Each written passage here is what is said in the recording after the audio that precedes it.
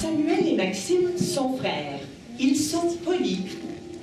De fait, ils sont assez polis. C'est un projet que je caresse depuis longtemps et c'est donc très excitant de savoir qu'il a enfin vu le jour. C'est un peu un accouchement de bébé qui a été longtemps en gestation.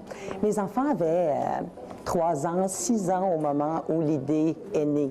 Et c'est né en fonction d'un besoin finalement, parce que après avoir animé le téléjournal à Radio-Canada pendant quelques années, quand mes enfants étaient tout petits, je suis revenue à la maison, travailler de chez moi, et je me suis vite aperçue que les bonnes manières à table pendant les années où papa était responsable, les bonnes manières avaient été mises de côté un petit peu.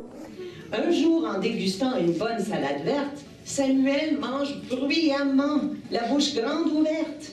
Maxime, quant à lui, s'écrie « Je déteste ce repas ».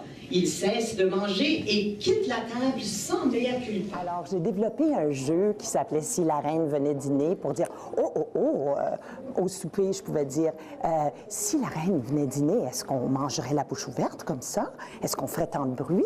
Alors, qu'est-ce qu'on ferait si la reine était ici avec nous? » Alors, la reine est devenue comme une figurante pendant nos repas, pendant un bon bout de temps. J'avais toujours dans l'idée de peut-être en faire un livre, puis c'est environ 1 an plus tard que j'ai décidé de mettre le stylo au papier.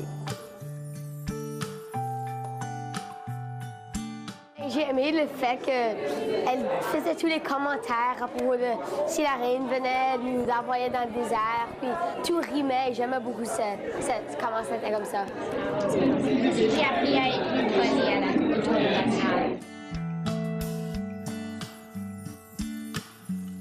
Mon souhait, finalement, c'est que les enfants viennent peut-être même à connaître le livre par cœur. Parce que pour moi, tout bon livre pour enfants qu'on a eu et qu'on a aimé, on l'a lu tellement souvent qu'on l'a connu par cœur. Et je me dis que si on connaît le texte par cœur, on va avoir appris la leçon de la politesse aussi.